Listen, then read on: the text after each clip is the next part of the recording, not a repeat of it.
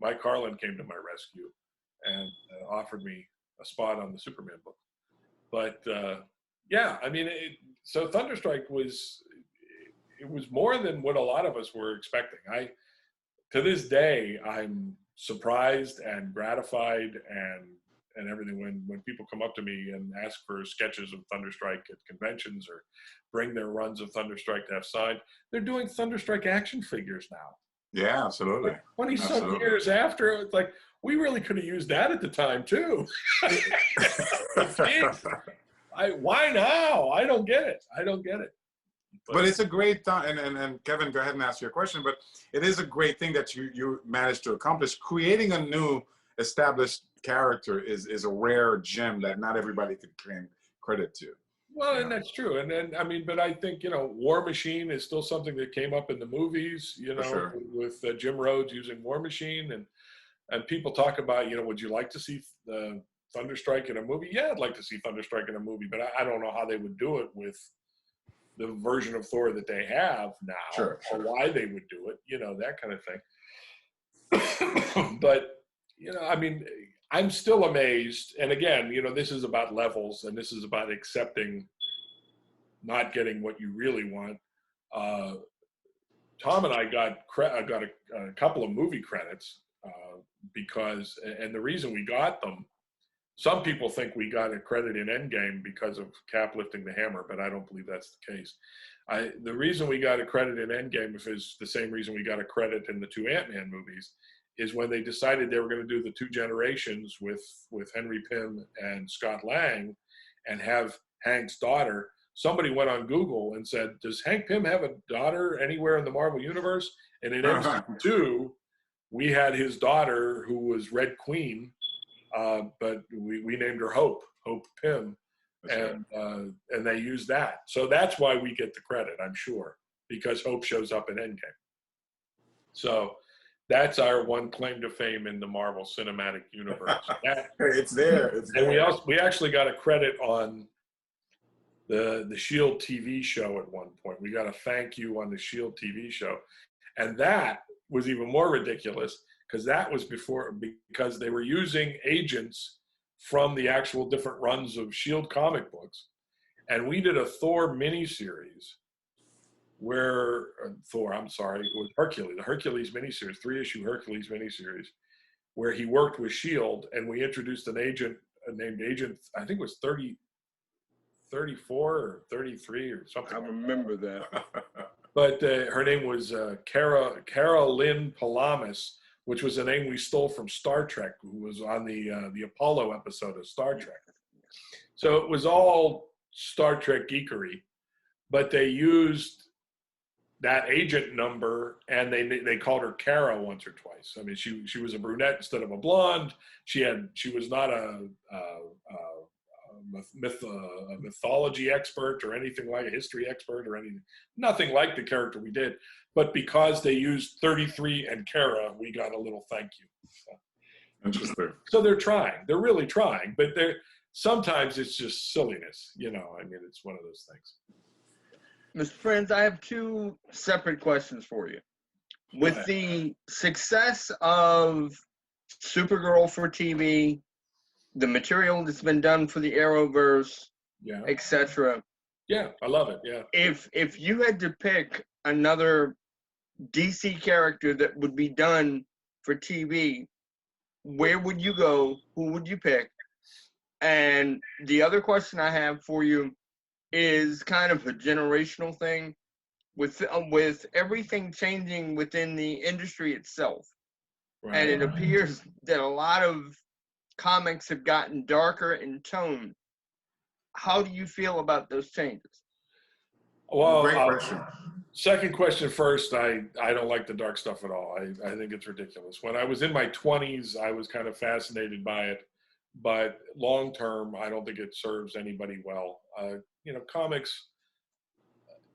I mean, I don't see a problem with having a separate line that's for that kind of thing.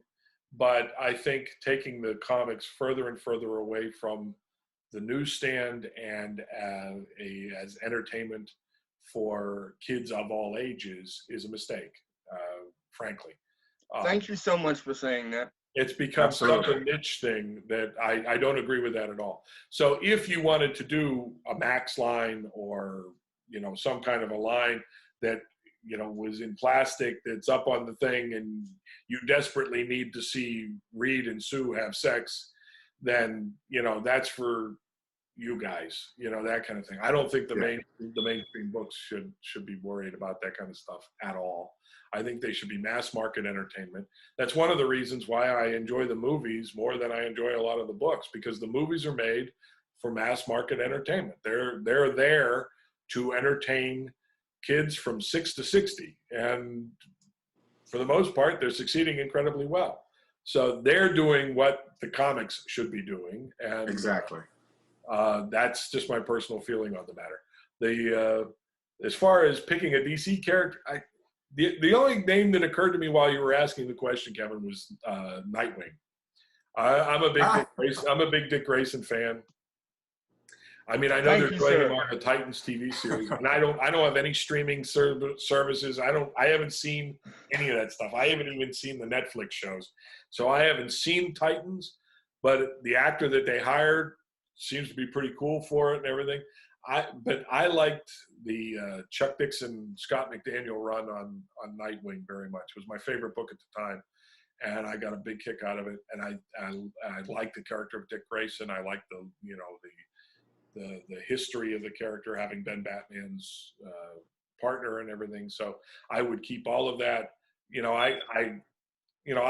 Again, though, I wasn't really impressed when I saw the trailers and the Batman stuff and everything to kind of, set the tone for what the show was going to be. I don't know. The tone seems to have lightened up quite a bit, because they have quite a few costumes and they're getting the characters kind of right from what I'm seeing, like in season 2 and all this kind of stuff. But yeah, I mean, if you're talking about like a solo series of a character I'd really enjoy seeing, Nightwing would be one. Hawkman would be one. I love Hawkman. Did you ever see the pilot they did for Aquaman, the Smallville guys?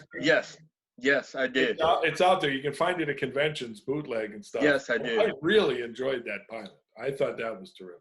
I would have watched the heck out of that show. That's one of my personal. Are you kidding? You got rid of this? Yeah. You decided not to do this? Yeah. At some point, the WB decided that was a bridge too far, and they ended up. It was the guy that played Green Arrow on. Justin Hartley, actually, he's one of the cast members on This Is Us. On This Is Us, exactly.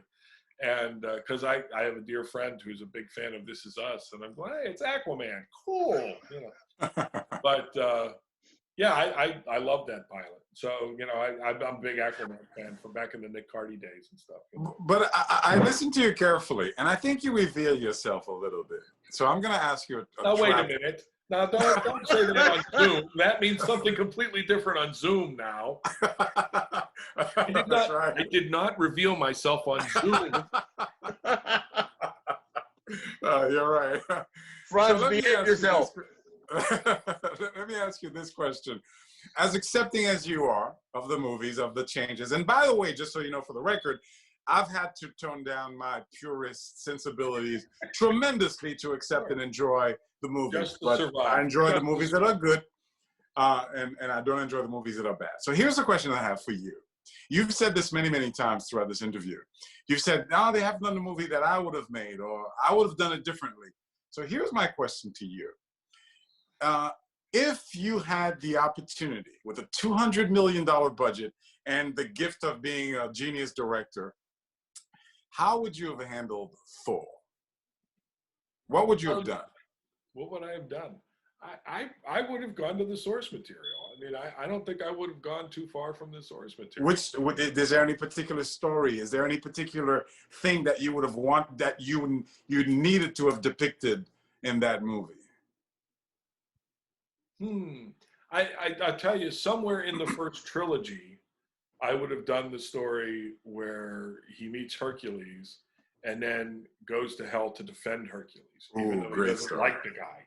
Great story. That original Lee Kirby, Hercules is a lot of fun, but that said so much about Thor, because he didn't even like the guy. Like Hercules. And he went to hell for him. And so I think that would be in there somewhere. You know, I was always kind of hoping that The Rock did his Dwayne Johnson did his Hercules movie. I just saw it on TV a little while ago. I never saw it in the theaters, and I was hoping that was going to be like this huge hit, and then Marvel would get the idea to offer Dwayne Johnson the role of Hercules in the Marvel universe, like Chris Hemsworth, because I think he could play the hell out of Marvel's Hercules. Yeah, he could. And you know, and that would force Chris Hemsworth to be the straight man a little bit.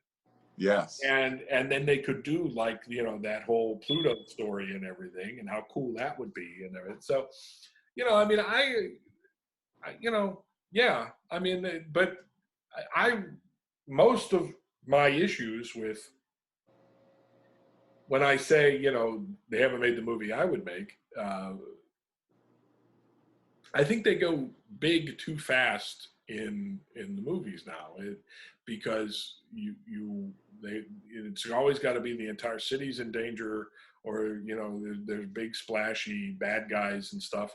And especially like with Spider-Man, that's not what Spider-Man is. You know, I think Spider-Man would have worked better, especially these days, as a TV series, where you can get to develop the characters and the supporting cast and all this kind of stuff, and you're still able to do the special effects you need to do, but that you can, you know, I mean, these are serialized stories, and I think to a large extent, a lot of those stories would translate better as television than as big budget movies, because big budget movies are 2 hours at a time and out, you know.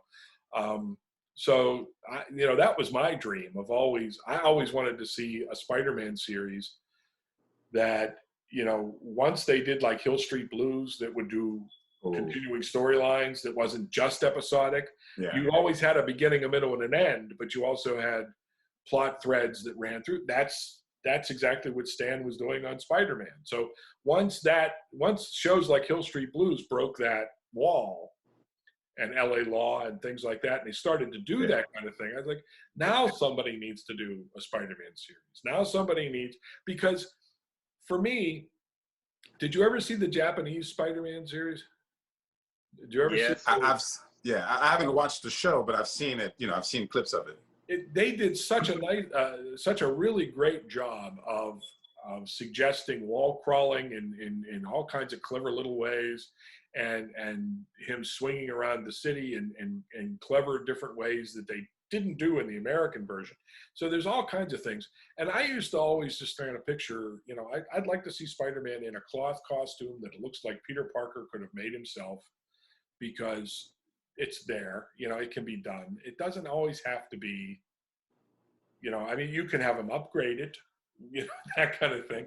I mean, my idea for in a movie would be the costume that he makes to audition for America's Got Talent would look like he made it himself, because that would look like the costume that was on the Electric Company.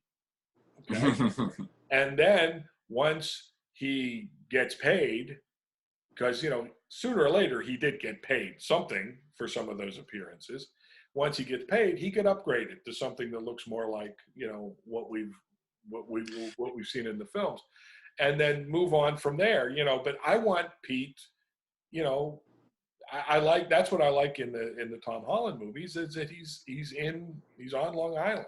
He's there with the elevated train, and he's in they're shooting in the neighborhood that he would really be in, and things like that. And you know, they still talk about, why can't you just be a friendly neighborhood Spider-Man? And that's, you know, I would play that up. I'm surprised based on what you're saying that you don't quote, you don't reference Tobey Maguire's Spider-Man, because to me, Spider-Man 2 comes as close to capturing the characters as any. To me, Spider-Man 2 and Iron Man, Jon Favreau's Iron Man, came as close to capturing the characters as any movie has ever done. I don't disagree. I thought the first Raimi Spider-Man nailed it. Like I said, I mean, he captured the core of the character by having the origin play out the way it did, by having everybody on Pete's side when he lets the criminal go.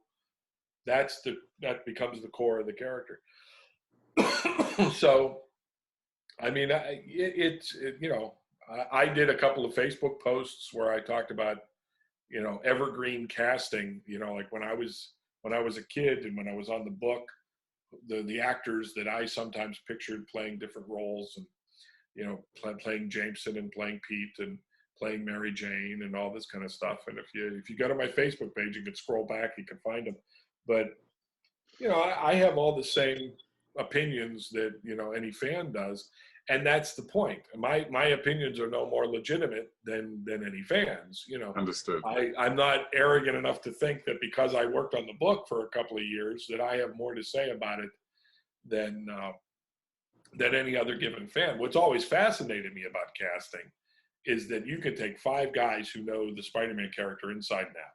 Take the 5 biggest Spider-Man fans you know, and then ask each of them in a separate room who should play Spider-Man, and you will get 5 very different answers. And that has always been fascinating to me, given that it's a visual medium, but there's still even if it's multiple choice, still a lot for the viewer to fill in, you know. Do you think that's still true if it's multiple choice? In other words, if we were to choose 5 different actors, you know, with 5 different looks, do you think that still applies? That 5 true Spider-Man fans would pick? You think so? When I did my post about, because there's an actor, I mean, he's kind of aged out of it now, though he could be a hell of a Peter Parker for a Spider-Girl series. There's an actor named Ethan Embry, who was in a bunch of stuff. I can't think of the one teen comedy he was in, but there was a series called Freaky Links that was on for a while on Fox. He was the star of that, and he checks a whole bunch of my boxes for Peter Parker. But when I made that post, some people agreed, some people didn't, but everybody made their own suggestions. And it was everything from a young Robert Wagner to John Cusack, you know, that kind of thing. And some of them looked really, really nerdy. Some of them were like movie star handsome and all this kind of stuff. All of it from people who have read the comics the same way I did, you know, that kind of thing. So yeah, I that's one of the things that I love about comics is that even though it's a visual medium, your imagination still plays a huge part of it. You know, we have that unlimited budget that you know, people think they're asking this incredible question when they go, superhero movies, their popularity, why now, Ron? And I just go, CGI, because they invented computer graphics and now they can do it. You know, I mean, back in the 70s, they couldn't do the Human Torch, you know? And by the way, even with that limited, you know, special effects capability, let's not forget that, you know, Batman and Robin, the TV show, was a huge success. Sure. You know, even, you know, the cheesy Captain Americas, they were successful to some extent given what they had. So, so the genre was always a powerful. Yeah, I mean, beyond Batman, I'll take you back to the George Reeves Superman show. That exactly. Thing was shit. You know, exactly. And you don't need an unlimited budget. I mean, I always said all you need for a cool Spider-Man series is you need to do a couple of traveling shots. You need to find a way to do some web swinging, either blue Absolutely. or whatever. But you get a break-dancing stuntman, yes, in a suit, a gymnast, and you get them moving amongst a group of guys in sharkskin suits.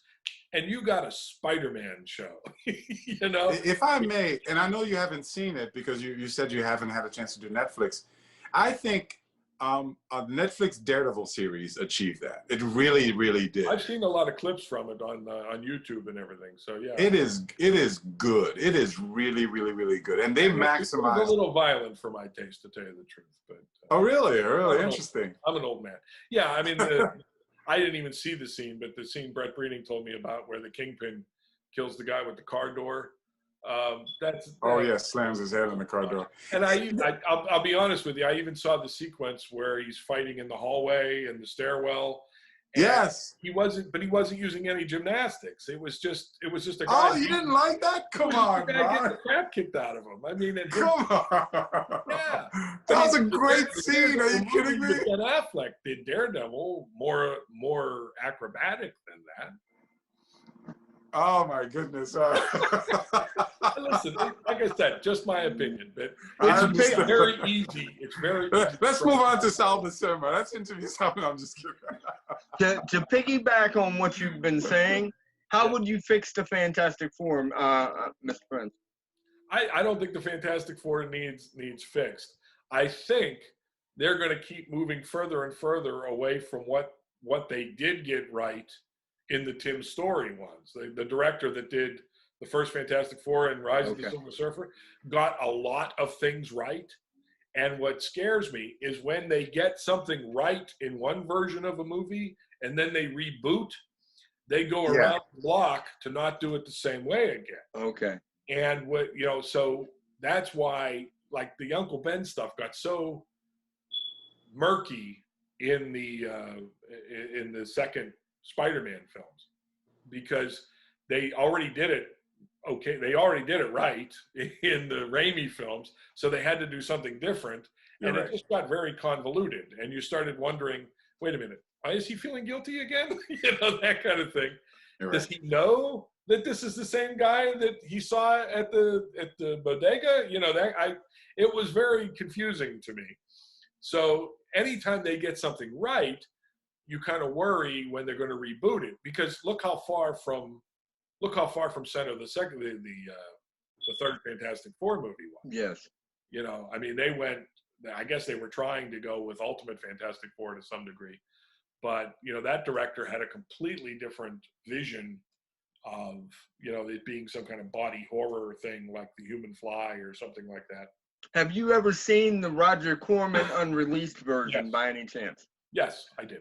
I have it on bootleg from a convention, and I think it got a lot of things right. It had no budget, so doing the Human Torch was, okay, guys, impossible. But I mean, but even that, they made changes that were, the kind of changes that you see Hollywood make, that they somehow think make it more linear, that I don't necessarily understand. I mean, overall, it was, and I do believe this, I think you can be too faithful to the comic. Okay. Because, like, Stan Lee's dialogue is not really meant to be said. Comic book dialogue is not really meant to be read out loud. Okay. For sure.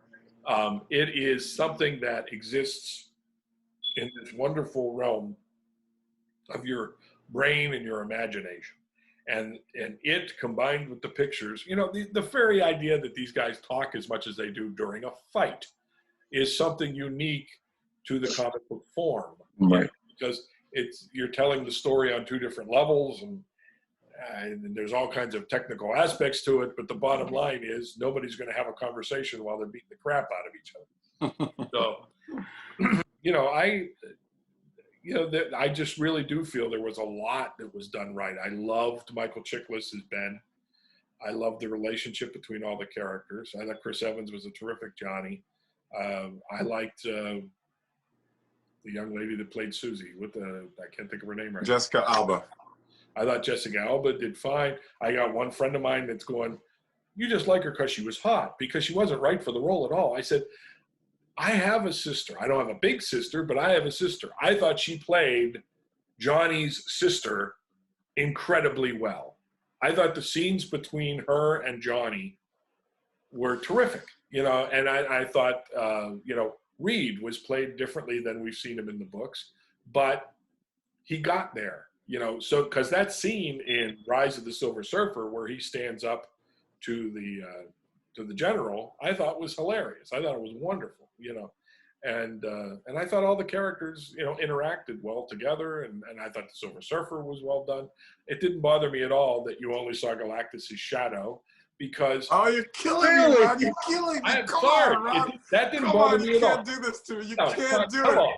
Come on. If they would have shown a big guy in oh a my dress God! looming over New York City. Let me interrupt you, my friend. Because that's what everyone said, right? Or you can't have a big guy over New York City, except that you could. Except Transformers came out shortly thereafter, and there was no problem seeing a big guy.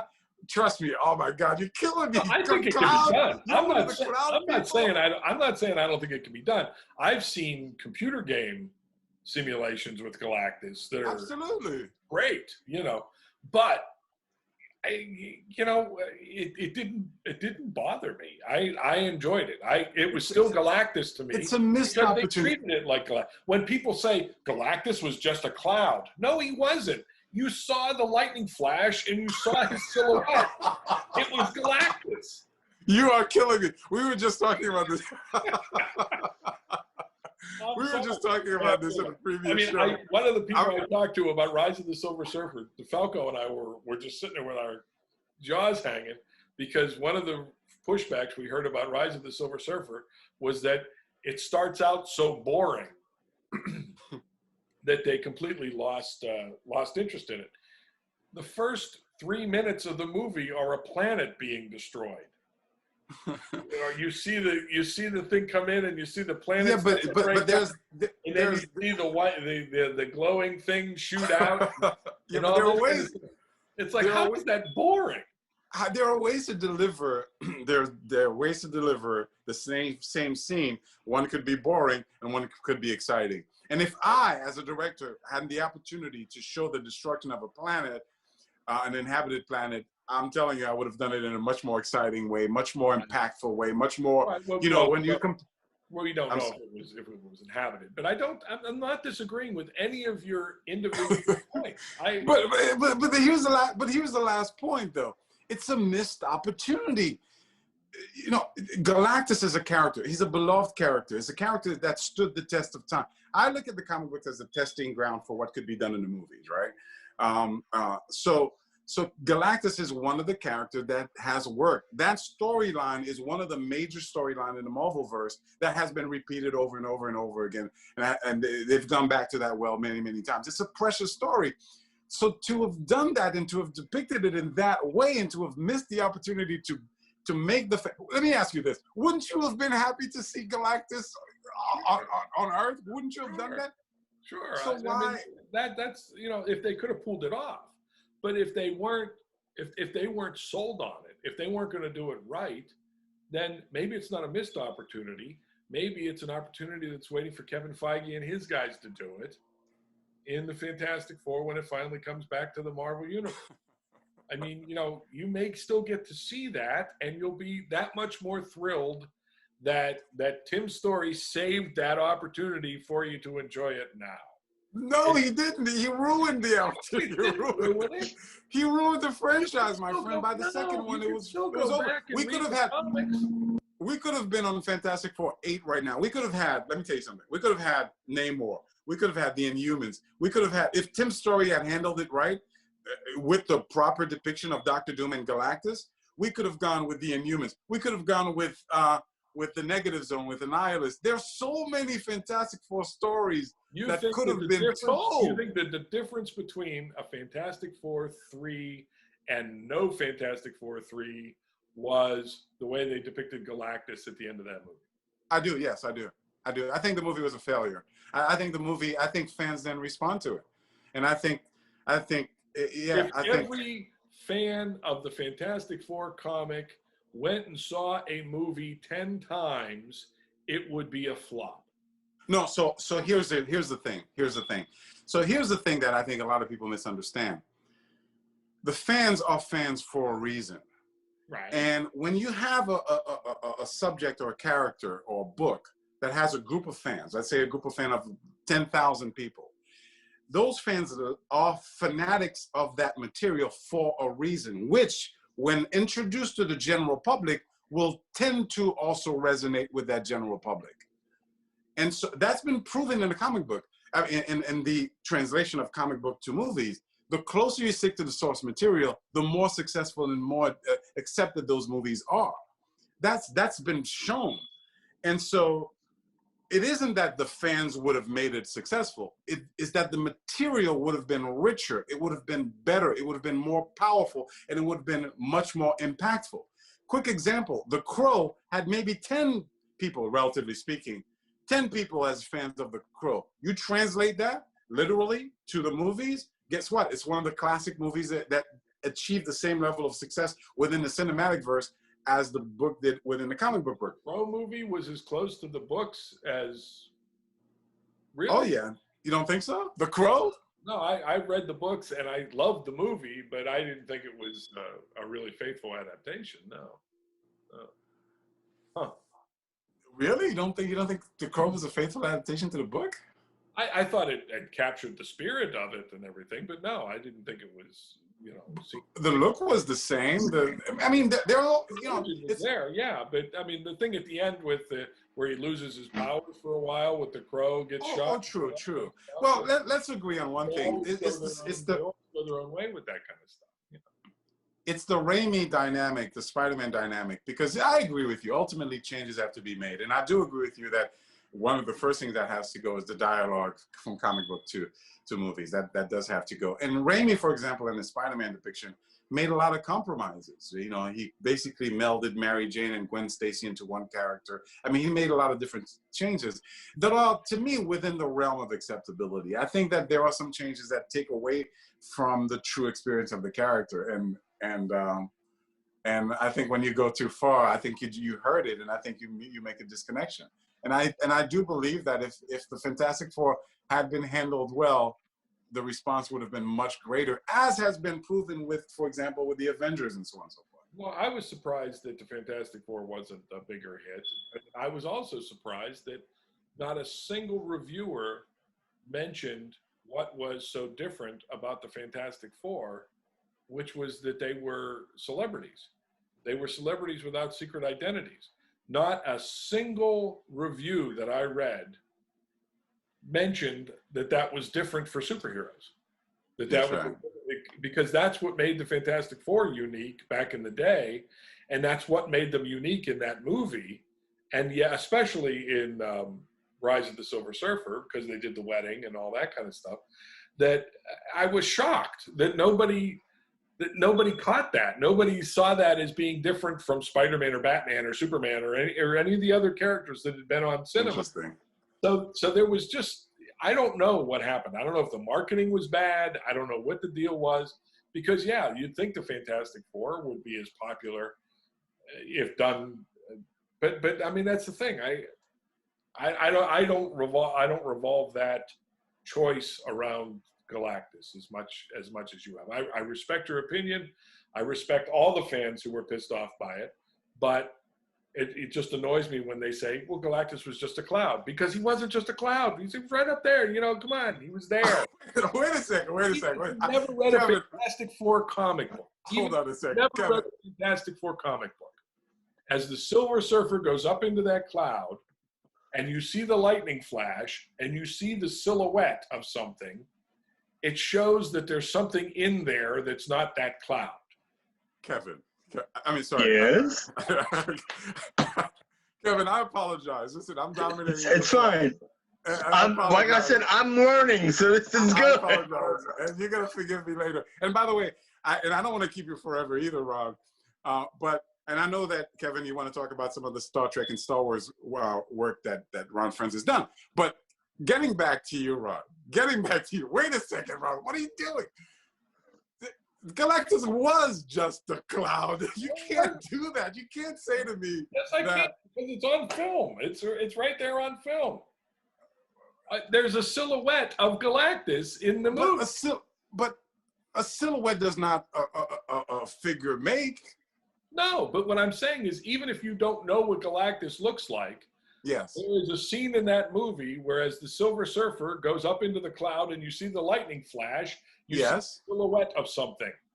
So first of all, let me ask you a question. Galactus is something in that cloud. Let me ask you a question. Let me ask you a direct question. Assuming that you, as you said to me, assuming you don't know Galactus, like you don't know the thing, that you haven't read the comic books, right, and assuming you watched that movie, okay, and assuming that you have the ability to rewind that scene 5 times, right? Can someone who's never seen Galactus at the end of the movie depict Galactus and draw like outline of Galactus? Of course. Without having been told that there's an image in the cloud?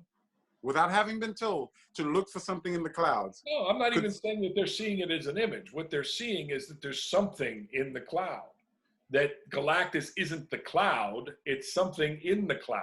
Yeah, but I mean, come on. Yeah, but listen, I'm not. I hear. I respect. I'm not even going to defend it as a choice.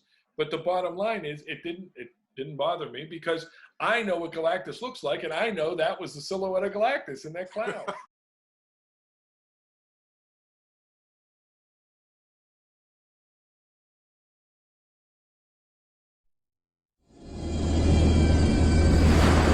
This looks like a job for Superman. Hey, look! It's Spider-Man! The dynamic duo return next week. Don't listen.